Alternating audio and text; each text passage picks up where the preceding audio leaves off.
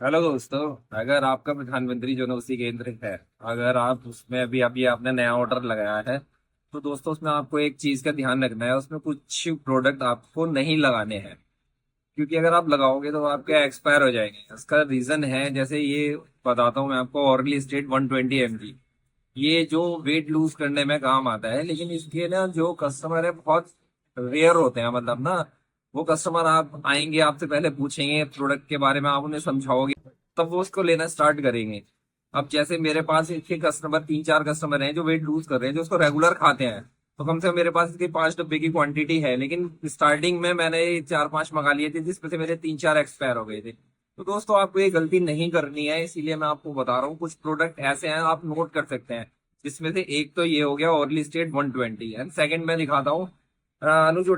ये बीपी के लिए यूज होता है ना, 10 mg। ये भी बहुत कम में मंगा रहे हैं, तो इसके भी आप एक बॉक्स या 2 बॉक्स से ज़्यादा नहीं मंगाना, क्योंकि एक्सपायर हो जाएगा, फालतू में कुछ फ़ायदा नहीं है। जो गलती मैंने करी और लोग करते हैं, ये कई बार मेरे से क्वेश्चन आता है कि भैया हम क्या क्या क्वांटिटी मंगाएं। अब जनरल रेंज में आप कुछ भी मंगा सकते हो, लेकिन जो पर्टिकुलर सेगमेंट के जो हैं, जैसे प्रोस्टेट का हो गया, पर्टिकुलर बीपी के हो गया, कैंसर की कुछ दवाइयाँ हो गई, वो आपको बहुत कम क्वान्टिटी में मंगानी है।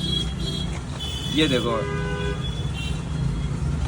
ये देखो बाइकोल्टामाइड टैबलेट। तो फायदा कुछ नहीं है, सीख के क्वांटिटी आपको कम लगानी है। ये भी बहुत कम यूज होता है।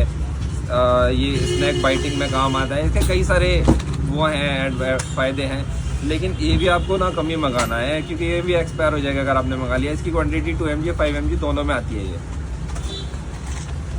ओके,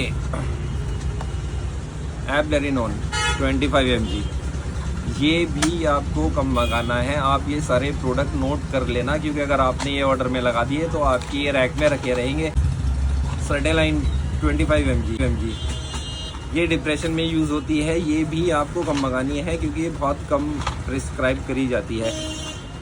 ऐसा नहीं है नहीं करी जाती, करते भी हैं, कुछ डॉक्टर करते हैं, लेकिन ये है कि नॉर्मली इसके मेरे पास प्रिस्क्रिप्शन काफ़ी कम आता है।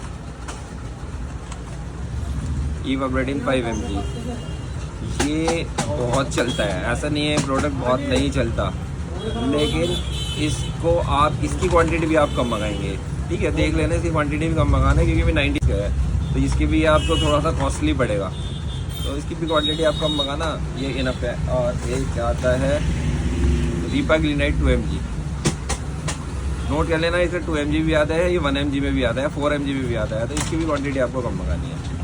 Okay, thank you. एक कौन सा आ गया? अच्छा, एक और है, ये भी देख सकते हैं आप, हाइड्रोक्सी क्लोरोक्विन 200 mg, ये HCQS के नाम से आती है, ब्रांड नेम मार्केट में।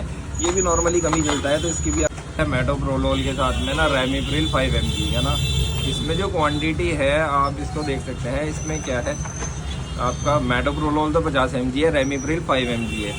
आपको ये बिल्कुल भी नहीं मंगाना है, क्योंकि जो इसकी क्वांटिटी वो है 90 रुपीज़ है। अगर आप इसको, आपको जो आपके पेशेंट रहेंगे, आपके जो कस्टमर रहेंगे, वो ये बहुत कॉस्टली पड़ता है, क्योंकि अगर आप इसको अलग दोगे, मेटोप्रोलोल 10 mg का स्ट्रिप आ जाएगी आपकी, और आपकी एम्लोडिपिन की 5-6 रुपये की स्ट्रिप आ जाएगी। तो आप सोचो ना, मेटोप्रोलोल और रेमिप्रिल अगर दोनों अलग अलग में दे रहे हो, तो पड़ रहा है 17-18 रुपये का दोनों कॉम्बिनेशन, और ये बैठते हैं 90 रुपये का, तो इसको कौन लेगा। लेकिन कुछ कस्टमर मेरे पास जो ऐसे हैं जो सेम कॉम्बिनेशन मांगते हैं, तो मैंने उनके लिए मंगा रखा है। थोड़ा कॉस्टली पड़ता है, लेकिन ये आपको बिल्कुल नहीं मंगाना है जब तक आपको कोई पेशेंट नहीं बोलता कि सर मुझे ये ला के दो। Okay, thank you.